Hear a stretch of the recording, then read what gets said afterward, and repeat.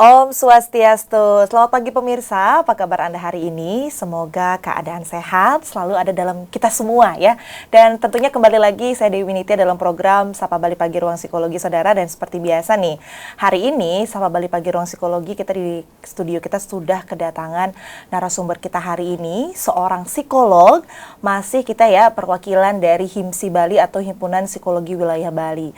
Kalau kemarin-kemarin minggu-minggu lalu kita banyak membahas soal gimana pandemi COVID-19 ya, terutama tentang stres atau tentang bagaimana mekanisme psikologis orang yang dirumahkan. Sekarang kita temanya agak geser sedikit, ini lebih soft karena hari ini tema kita ada tentang toxic relationship pada remaja ya. Jadi kita lebih soft sedikit hari ini. Dan tentang toxic relationship pada remaja ini Nitya akan langsung berbincang dengan narasumber kita hari ini. Di sebelah Nitya sudah ada Mbak Galuh Kikiani, MC psikolog, seorang psikolog klinis remaja, ahli nih dalam bidang pertoksikan pada remaja. Kita akan langsung berdiskusi dengan Kak Kiki. Om Swastiastu Kak Kiki. Assalamualaikum. Sehat ya? Sehat. Hari ini harus sehat, kita harus semangat karena kita akan share tentang topik kita hari ini lumayan unik ya Mbak Kiki ya. Unik dan cukup banyak ditanya dan dibahas juga, itu tentang toxic relationship pada remaja. Karena kemarin kita udah banyak bahas yang berat-berat, sekarang kita agak soft tapi urgent ya. Kita temanya tentang toxic relationship pada remaja.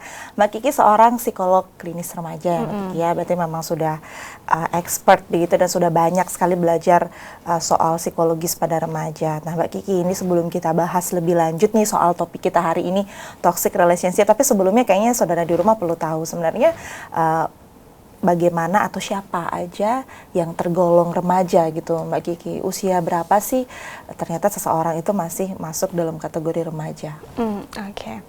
Kalau kita cari tahu dulu, remaja itu adalah salah satu masa transisi yang harus dilewati setiap orang. Kita dari anak-anak yang akhirnya ke remaja, kemudian masa remaja ke masa dewasa. Jadi masa remaja itu harus dilalui di rentan usia dari 12 sampai usia 18 tahun gitu.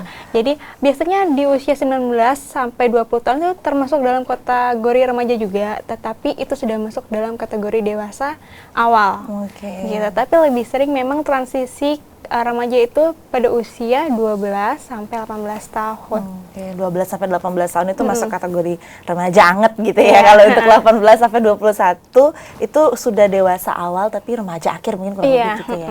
Gitu. Jadi memang ya anak-anak SMP, anak-anak SMA itu ya masuk kategori remaja ya.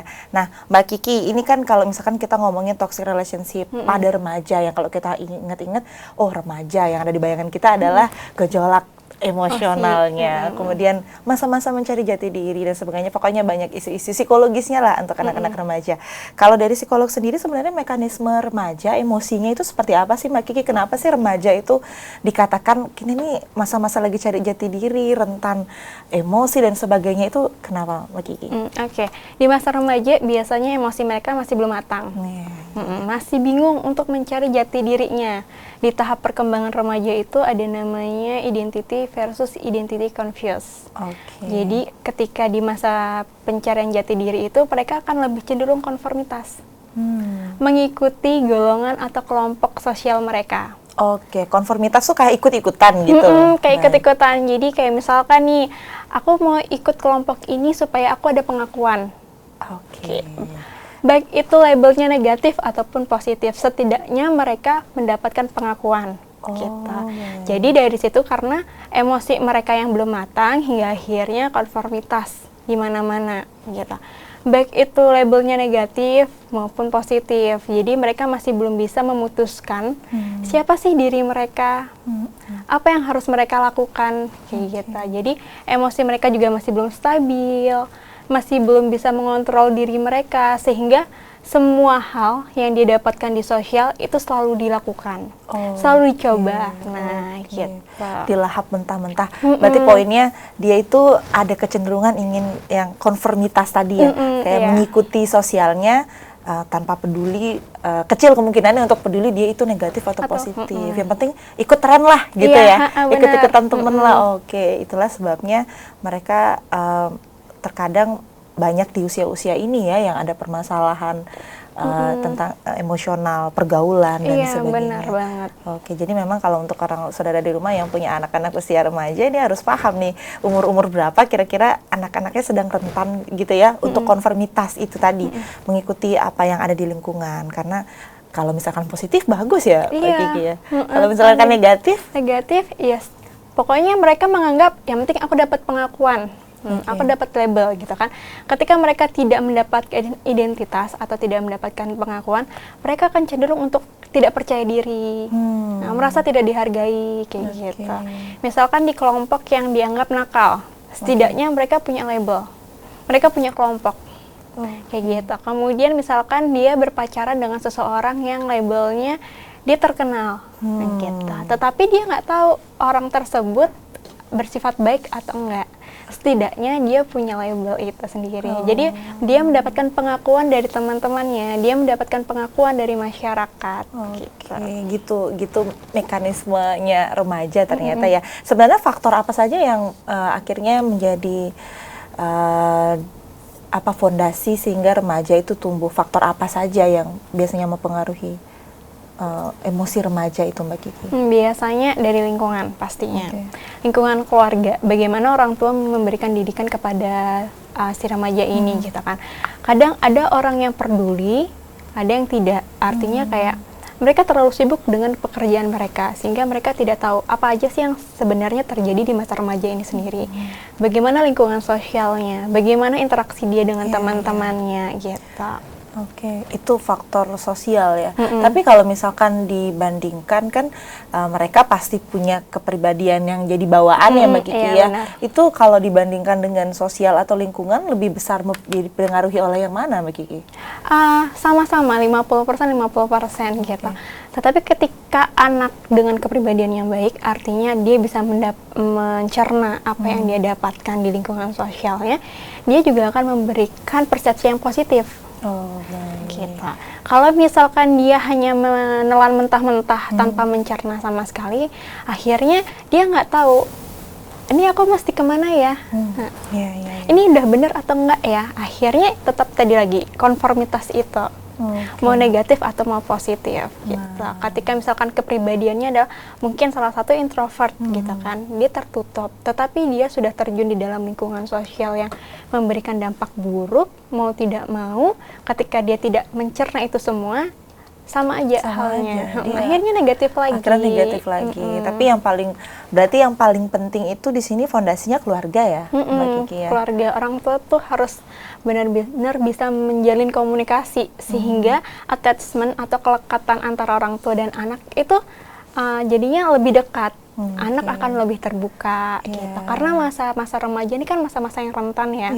Membangun bagaimana emosinya, kognitifnya juga gitu. Sehingga ketika di masa dewasa dia paham apa aja sih yang udah dilaluin gitu. Jadi memang penting ya orang tua meskipun bekerja tapi memang harus ada waktu yang diluangkan untuk komunikasi dengan remaja ini ya, karena mereka lagi mumet-mumetnya gitu kalau misalkan bahasa sekarangnya. Oke, kita balik ke topik kita hari ini, toxic relationship sebagai salah satu yang isu di sosial sekarang ya, Mbak Kiki, dan biasanya juga melibatkan remaja. Paling banyak toxic relationship ini. Sebenarnya dari definisi nih, ilmiahnya nih, kata psikolog langsung. Sebenarnya toxic relationship itu apa, Mbak Kiki? Toxic relationship itu adalah hubungan yang dijalani dua orang yang tidak memberikan keseimbangan. Artinya memberikan emosi yang negatif. Idealnya hubungan itu kan dijalani dengan dua arah yang sama-sama melibatkan satu sama lain. Artinya tidak hanya satu arah yang cuma satu aja nih yang aktif. Yang satunya pasif. Aktifnya artinya dia memberikan kontribusi yang negatif, kontribusi yang positif. Kemudian ketika ada masalah, berdiskusi bersama-sama, memberikan kasih sayang, saling menyayangi. Itu idealnya. Idealnya hubungan seperti itu, yang dua arah tadi. Kalau misalkan toxic relationship ini hanya ada satu arah, yang artinya cuma satu yang memberikan kendali. Cuma satu yang memberikan kendali, cuma satu yang sayang ya gitu ya. Bisa jadi ya. Berarti bisa dikatakan toxic relationship ini hubungan yang timbal balik yang positifnya kurang. Itu kurang lebihnya. Mbak Kiki. Ini kayak topik kita hari ini, toxic relationship pada remaja. Itu dengan siapa aja sih sebenarnya toxic relationship itu bisa terjadi, Mbak Kiki? Kalau misalkan kalau Nita sekilas kan, toxic relationship berarti hubungan yang tidak sehat sama pacar, gitu. Tapi ada kemungkinan lain nggak dengan significant others lain tuh kita ada toxic relationship, Mbak Kiki? Bisa banget. Toxic relationship itu nggak hanya sama pacar, bisa juga sama teman, kerabat dekat. Keluarga juga bisa, orang tua gitu. Jadi toxic relationship ini bisa dialami oleh siapa aja, di mana saja dan kapan saja. Jadi tidak memungkinkan kayak ini hanya terjadi sama remaja, ini hanya terjadi sama dewasa, ini hanya terjadi kepada perempuan saja, kayak gitu. Enggak, bisa terjadi pada laki-laki, bisa terjadi pada perempuan. Jadi bisa terjadi pada siapapun. Oke, nah itu nanti kita lebih lanjut ya Mbak Kiki bahas. Soalnya tadi ada disebut kalau ternyata tidak hanya perempuan, tapi juga laki-laki. Kalau misalkan kita secara sekilas kan kita berpikir mungkin di sosial ya perempuan yang lebih pasif begitu sehingga biasanya menjadi korban toxic relationship. Tapi ternyata enggak ya Mbak Kiki ya? Bisa laki-laki juga? Bisa juga. Baiklah Mbak Kiki. Oke, kalau untuk toxic relationship ini berarti tadi ya bisa dengan pacar, kemudian bisa dengan teman. Dan bisa dengan orang tua atau keluarga juga. Toxic relationship ini berbahaya berarti ya Mbak Kiki untuk psikologis kita? Sangat berbahaya ketika kita memang tidak mulai menyadari tentang toxic relationship ini. Emang terjadi nggak ya sama hubungan kita? Nah, kayak gitu. Ada berarti kemungkinan kalau kita tuh nggak sadar kalau kita ada di toxic relationship, Mbak Kiki? Ada kemungkinan gitu. Mereka tidak menyadari, ternyata hubunganku ini termasuk toxic relationship atau bukan ya, kayak gitu. Oke, kita akan dikip dulu ya Mbak Kiki. Kita mungkin akan bahas lebih lanjut soal sadar nggak sadar itu, tapi setelah segmen yang satu ini Mbak Kiki. Saudara, kita masih akan membahas soal topik kita hari ini yaitu toxic relationship pada remaja, tapi setelah yang satu ini, untuk itu jangan kemana-mana, tetap di Sapa Bali Pagi Ruang Psikologi.